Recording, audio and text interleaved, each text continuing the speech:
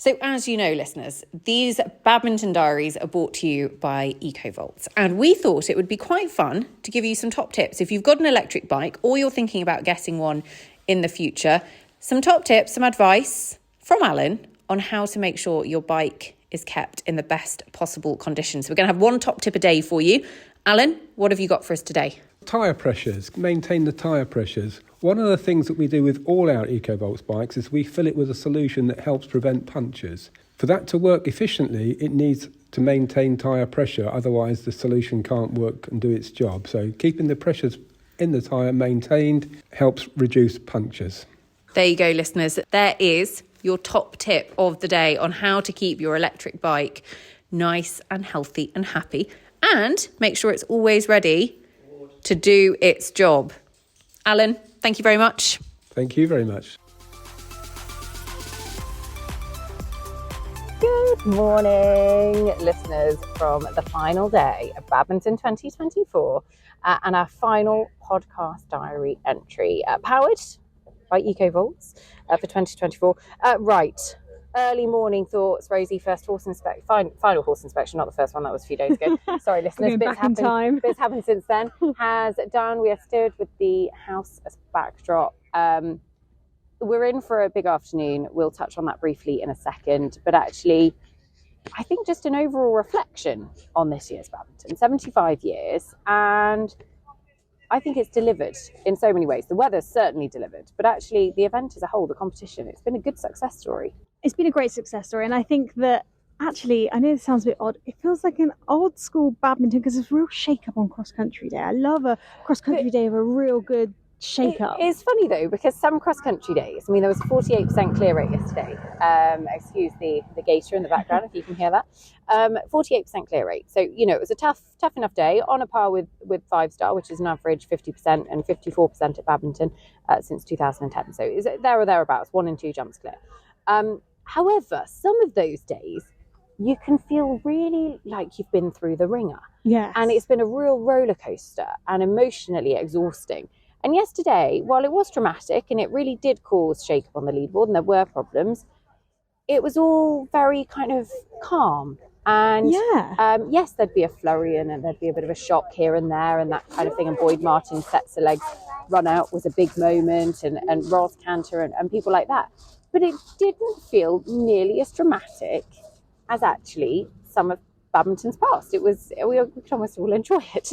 I think a lot of the mistakes out there were run-outs, miscommunications, things like that. There was nothing major, which I think is what made it feel a little bit calmer in ways, that it was odd run-outs and things like that, and then people deciding to retire. But it was just great to see so many people climb. You know, the Irish, like we mentioned yesterday in the pod, Lucy Latter, Sarah Ennis, all climbing up. And I think it also made it really exciting because although people were saying, oh, the dressage judges weren't handing out the marks, it was really tight. And that was great. I loved that it was tight. And it was only about +1 from expected on F ratings numbers. So while it felt like they weren't handing out the marks, it wasn't actually all that out of the ordinary. No, and I think, you know, we talked about it on the preview pod. We had a lot of horses coming in here with a 6 RA in the 30s. So actually it makes sense that we didn't see loads crazy. Of 20s. Exactly. Yeah, it does make sense. But it was really nice that they were all really close, because I think that made it even more exciting on cross country yesterday.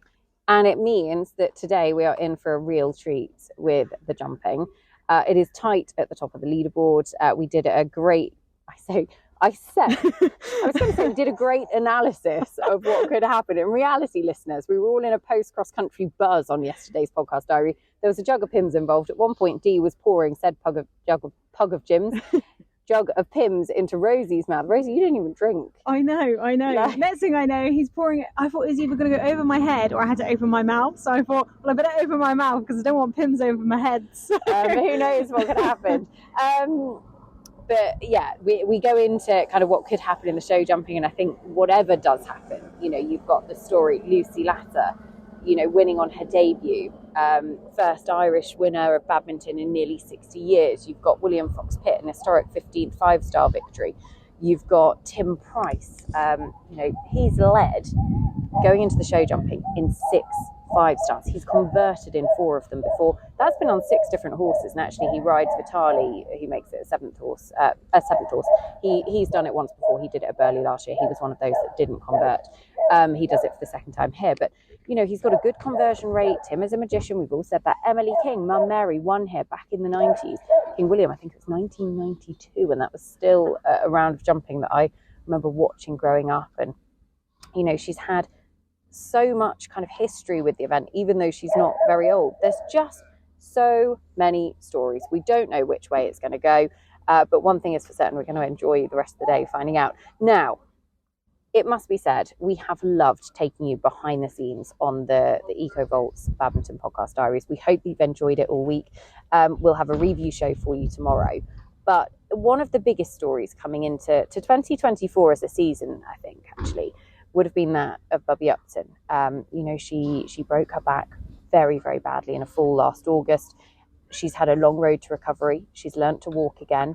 We spoke to her on the show. We'll link it in the show notes earlier on in the season. I think it was on a British eventing show, and kind of looked back on that. And actually at that point we were looking forward to badminton, and was it even a possibility? Was it a pipe dream? And we wanted to kind of complete that this weekend, because while it hasn't been the fairy tale, it has certainly been an unbelievable achievement. So actually after that final horse inspection, I caught up with Bubby. Well, a few months ago, we had Bubby Upton on the show, looking forward to the season. And at that moment in time, badminton felt quite a long way away after everything that had happened in the last 8 months. So it feels like a bit of a fairy tale. Bubby, first of all, just how special has this week been? I mean, it's been unbelievable. Being back here is really as a dream come true. It does feel too good to be true sometimes. Not quite, the fairy tale that one always hopes is possible. He was incredible in the dressage and, really pulled it out the bag for me. And then cross country, he was his usual sensational self. I really do, believe he's one of the best cross country horses out there. He's not blood, he's not particularly fast, but he never gives up. And he's got a heart of a lion, and he's shown that time and time again. And here at Badminton this year was no different. And I'm gutted for him that he's not in the top 10 going for show jumping like I really feel he deserves. But it's a tough one to swallow. But I have to remember, like you say, how far we've come, and being here shouldn't be possible. So. It's 11 penalties on the cross country, of course, yesterday. And I think we spoke at the end of the day yesterday, and there is that feeling, obviously disappointment, because you are a real competitor. And for the horse, you wanted him to go well, but actually, it's badminton. You don't get to come that many opportunities. But when you put it into perspective, just how much are you still kind of rehabbing? And sitting trot that was the thing about your dressage. Sitting trot a few months ago was the hardest thing that you were doing. Still is. Yeah, okay. So just how much are you dealing with, actually, to still be able to compete at this point? Yeah, still dealing with a lot. I have an amazing team behind me, and obviously, no one sees what goes on behind closed doors to make it possible. And, I had physio twice a day, every day with Ash this week, just to try and stay on top of the pain. But like I've said time and time again, I'm not here to complain. I feel so unbelievably lucky to be doing what I love on these, incredible animals. We've got a long way to go still. I'm a lot better than I was, but hopefully next year I'll be back to more full strength. And actually, God help everybody else, because let's be honest, it's been a pretty incredible week and a competitive week anyway. Show jumping obviously still to come a little bit later on. Just a word on jumping later. Yeah, obviously now the pressure's off. Sadly, I would have loved to have been going into there with the pressure ramped up. So we're going to go in there and put all our training into action and hope that it's paying off. He's come on so much in the last couple of years, well, particularly the last year. I feel this year he's better than ever. I know a few people have said this about their horses, but I'm going to reiterate what they say about a fine wine. It's getting better and better. And like with these horses, when you get them to this level, it's so hard. It takes an army to get them here, and that makes kind of the cross country even more gutting when we've worked so hard on the dressage and the show jumping, and and then we've kind of just knocked ourselves a bit out of contention. But I'm excited for this afternoon, and hopefully we can finish on a high. And as you say, it takes a massive team to get to this point. But Katie, your head girl, Katie Dutton, has been with you for a few years now, and actually she has lived every single moment of this as well. Yeah, she's seen it all. She held the fort together when I was lay up in bed and kept the show on the road. And yeah, she's been a huge strength to me throughout this all, as has my whole family. And not many have seen the reality of the whole situation and know what it was really like behind closed doors. But she's been through it all, seen it all, and it's a huge pillar of strength for me. And I'm so grateful for not only what she does for the horses, but also the support and strength she's given me. You're gonna make me cry, Bobby. Yeah. She's been brilliant. We had her on the show actually last year. I'm sure we'll get her back on in the not too distant future. Bubby, rest of the season. Now that sort of 5-star sort of goal, because this was a real goal of yours, has been sort of ticked off. What's next? Well, I've got a quieter season this year. I've got a few less horses.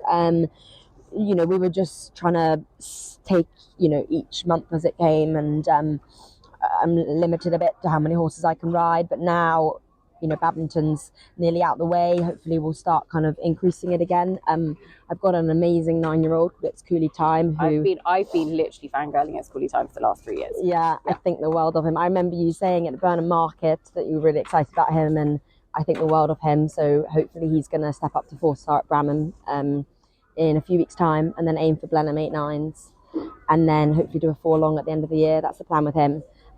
But he's a horse that, I'm unbelievably excited about. And I've got some amazing 6-year-olds as well, who some of the best horses I've ever sat on. So the future looks bright. And hopefully Cola comes out of this as well as he has trotted up today.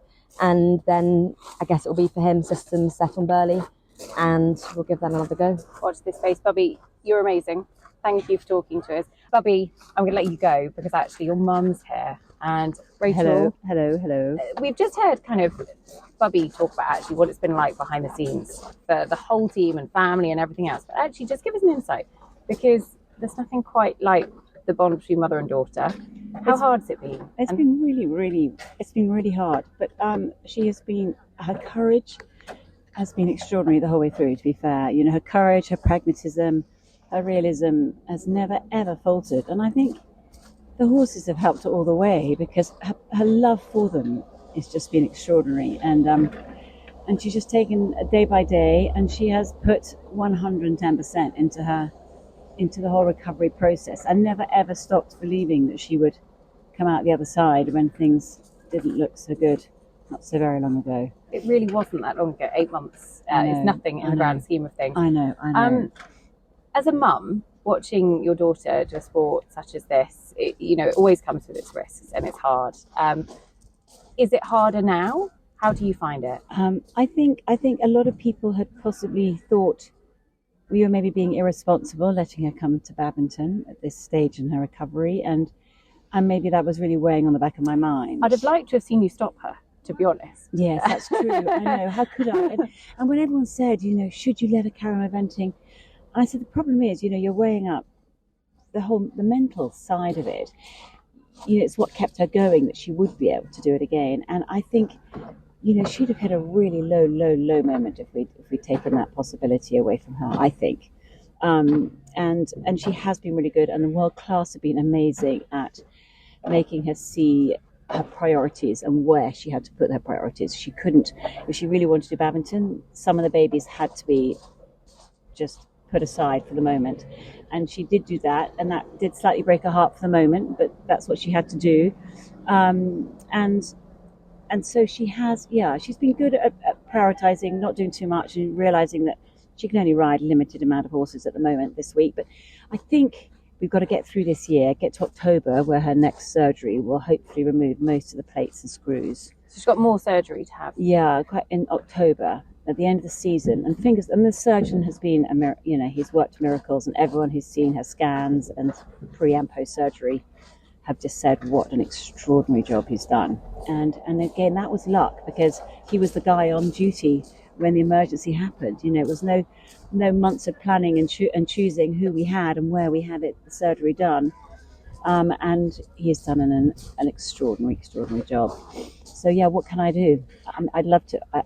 How can I stop her, Nicole? Like you say, You couldn't. You would know as well as go I along do. for the ride. No, I know. it's happening. How proud are you? Oh, I'm thrilled for her. I'm thrilled that she is riding as good as she's ever ridden, and maybe in some ways better. Maybe because as young people, they sort of think they're invincible and they believe that anything's possible, and maybe that slight invincibility element has gone, and maybe she takes things slightly at a more level pace now, maybe, and thinks things through. I don't know, but she certainly doesn't seem to have lost her nerve and that courage cross country, where she is, I can say it because I'm a mummy, but she is extraordinary on the cross country. And that round yesterday was stunning and just bloody unlucky. Yeah, it's what could have been, but when you put it in perspective, she's here. And to be competitive and to be frustrated that you're not sort of out there at the business end, I think it is testament to the whole team and everything that's gone in behind the scenes. The British Eventing Support Trust, just a word on them, because it's a charity you've actually been involved in personally, and they've been brilliant in Bubby's recovery as well. Yeah, the British Eventing Support Trust have been fantastic. Really big thanks to them. They really have, and they tie up so well with the Injured Jockey Fund. And Bubby's lucky enough to live near Newmarket, so Peter Sullivan House have been amazing, and the World Class have been amazing with all their help. Ash, the physio, there, fantastic, and all the medical experts there. They've all been incredible, and Best have been fantastic. Yeah. They really, really have. And I know that she'll be working very, very hard over the rest of the season and, of course, next winter as well. But Rachel, thank you so much. And thank you, Nicole. Enjoy today and be very, very proud, all of you. British Eventing Support Trust, as we've heard, have made a massive, massive impact on Bubby's recovery. But actually, they have a great partnership with our sponsors of the podcast diaries this year as well, Eco Voltz. So let's hear more about that. So I have come out the media centre and I have just bumped into a lady who is very, very important in the world of eventing, because I have just bumped into Jane Hunter Walsh, General Manager of BEST, the British Eventing Support Trust, a charity that a few of you are starting to hear and get to know a little bit about. But actually, you guys are so, so important in the world of eventing now, because you are helping so many people right the way from the top level all the way down. But tell us a little bit more about BEST and who it's for and how you guys help people. Oh, thanks so much for having me, Rosie. I really appreciate it. So the BE Support Trust was founded in 2021 to support British eventing competing members from intro upwards who are suffering with some difficulties. That can be an injury, that could be a mental health challenge, that can be some financial hardship. And really, as you say, we are for everybody from the grassroots rider at 80 centimeters all the way up to the 5-star rider. And that's really, really important for us to help people in that way. We offer really 4 different types of support.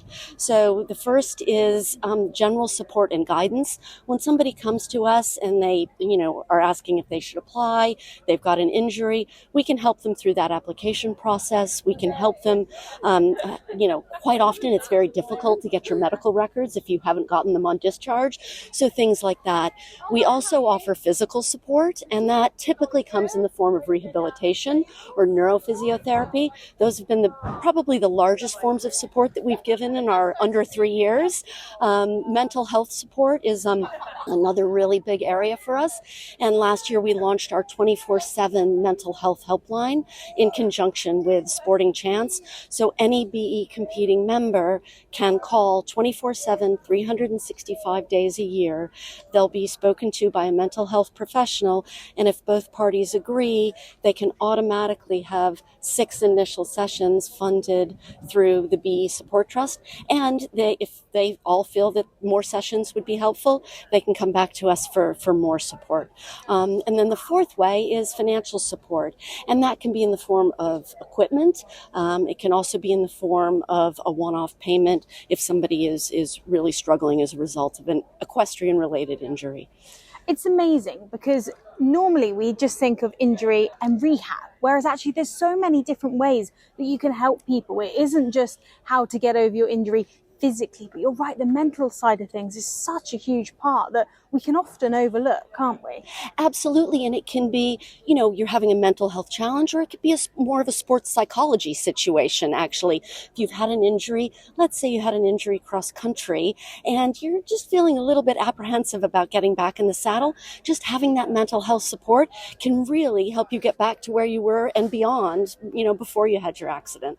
Now, the British Eventing Support Trust is a charity, so obviously fundraising is needed to help you guys stay afloat. And one of those ways is through your amazing winter ball that you have, because it's just launched again for this year, hasn't it? Tell us a little bit about it. Yes, it has. So it's going to be our third winter ball. It's really, really exciting. And this is our main fundraiser. And people have been incredibly, incredibly supportive of the charity. And as you say, we need to raise the critical funds so we can help as many event riders as possible. So our ball will take place November 30th this year at the Savoy Hotel in London. We are always looking for people to come and join us. You can email events@besupporttrust.org.uk for tickets and tables. If you're interested in sponsoring us or donating something, anything is, gratefully received. And if the previous two balls are anything to go by, this year should be even bigger and better. It really does look like such an incredible night. And at the Savoy, listeners, the Savoy is such an iconic place. I can imagine it is just a night full of fun, enjoyment, and it's so nice when you're all raising money for something we all feel so passionately about all together. It is. It's brilliant, and it's at the end of the season, so it's quite a nice time for people to come together and celebrate the end. Hopefully it's been a brilliant season, but sometimes we know it's not, so maybe a bit of commiseration's okay too. But just to go into the winter break, hopefully on a high. And actually, this is where your partnership with Eco Voltz kind of first formed at one of the British Eventing Support Trust balls, wasn't it? It absolutely was. So Alan and Tracy from Eco Voltz partnered with the charity, and we actually, our donors and the people that attended the first ball pledged for us enough money for us to get 2 of the Eco Voltz bikes so that we could loan them out to our beneficiaries as they were recovering. And what Eco Voltz did was then donate a further 2 bikes. Wow. So we have 4 BE Support Trust bikes that we can loan out to our beneficiaries. Now, they may be back in the saddle, but still recovering from an injury, and being able to use a bike to go course walking, to bicycle across a huge site like this, like Nicola Wilson is doing this week during her commentating duties with one of her BE Support Trust bikes. It really does make a difference, and we're very grateful for the support that Eco Voltz has been giving us. Because a rider may be physically fit to ride, but you're right, actually the course walking in that really does take it out of them before they have to go ride. Absolutely. Think of an ankle injury, for example, right? Your physiotherapist may say, okay, you're absolutely ready to get back in the saddle. You're absolutely ready to start competing again. But that's kind of all you can do. And we know as equestrians and event riders that you are mucking out, you are lugging tack, you are driving a lorry, you're doing all these things. So, one of these BE Support Trust Eco Voltz bikes really takes the pressure off those other occasions like course walking, as you say. Well, thank you so much for coming on the pod and having a chat to us. It's been so lovely to hear from you. Oh, thank you so much for having me. Much appreciated. Listeners, make sure you go and get your tickets to the British Eventing Support Trust Ball, because it's all your money, your funds, your support that is really helping our riders recover and allowing these partnerships with Eco Voltz to happen. And it's not just top riders. Do remember that if you need any help or support, no matter what level you're at, you can contact the British Eventing Support Trust. Best do amazing work. It's a pleasure to work with them. I work with them personally as well, and they really, really do bring so much to the sport. It feels like we're kind of late to the party. Racing have had the Injured Jockeys Fund for many, many years, and they've really made an impact, and actually eventing is kind of getting on board with that, and we're making massive strides. There's huge kind of support and opportunity available for riders to any competing member of British eventing, essentially. So look, brilliant job, and they've made a massive impact in Bubby's recovery as well. If you haven't already sped round on one of those Eco Voltz bikes, listeners, do check them out. If you're not at Badminton this weekend, you haven't seen them here, go and visit Tracy and Alan. There are lots of other shows throughout the year. The list is all on the show notes here, or go onto drop them a message, send us a message, and we'll delighted to put you in touch. But well worth a go, and they would revolutionise your eventing journey.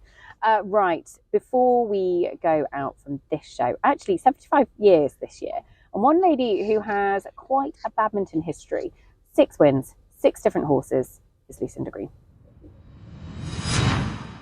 So she has won badminton 6 times, 6 different horses. Lucinda Green, always a pleasure to have you on the show. 75 years of badminton this year. Can you remember your first badminton visit? Oh, so well. Tell you, it's only just beaten me. I thought it was way older than me. My first memory of badminton that I'll never forget, you obviously cannot believe when you've done all right. My first badminton, I was 5th.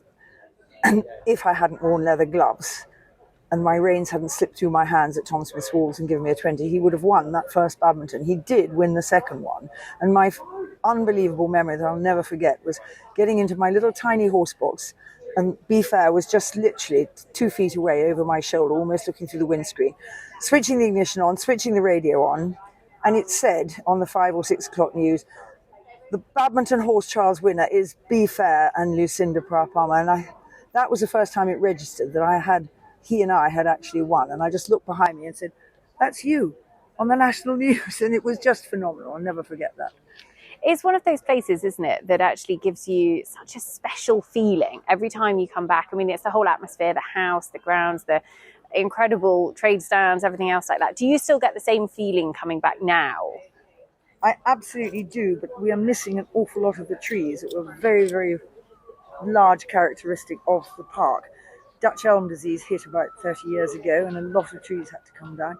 There's still plenty. It's still badminton. It still gives me the thrill you describe. But it is different because it's lost its trees. It's funny, isn't it, how those things sort of stick out in our memory as well. Of your 6 winners, which is the one that you look back on with fondest memories? That's like asking you to pick a favourite child, Lucinda. No, it's quite all right because it's easy to answer, because it has to Be Fair, the first horse that I had when I was 15 years old for a birthday present. I couldn't ride one side of him. He reared the whole time. And so many adults had to help me through and take him and retrain him and take him and hunt him. And that was the key. When he went hunting, he never looked back. And then I could ride him. The rearing stopped. He was always shy. He always needed a lot of urging because he was careful. But he has to be the horse of my lifetime, because you and I wouldn't be talking now if he hadn't put up with all I didn't know. Sometimes that naivety, isn't it, at the kind of the early stage of your career, going up to the highest level, actually is your biggest weapon. It is, because I think you allow the horse to make his own decisions. You know what you must do. You know the type of speed you must be at. You know the line, and you've been impressed upon that in your junior life. But basically, you're not more dominating than that. And that's what I think all my horses really enjoyed, the fact that they got what they needed and then they were allowed to do it themselves. Some incredible memories, Lucinda. Thank you. You've got to dash off, but yes. You were walking past. There's a lady that's got plenty of good badminton memories. Thank you. Always love Lucinda. Can never get enough of her. Right, listeners, that is it. That is us over and out from the Eco Voltz Badminton Podcast Diaries. We'll have the review show for you in the next day or so. We'll get that out as soon as possible, but we hope you've enjoyed it. Please share, please tell your friends, enjoy. That sounded a bit funky, didn't it, Rosie? Please tell your friends. Share it with everyone. Tell your friends. I think badminton final day has got to me. But basically, we will be back with more very, very soon. Enjoy the final day. It's the 75th anniversary. How fortunate are we to be able to enjoy this extraordinary event? Make sure you tune in. It'll be live on Badminton TV, BBC Two if you're in the UK as well. We'll have it. Watch this space. Who's going to win? Oh, I'm going to get run over. Right, if you see me again, I've not been run over.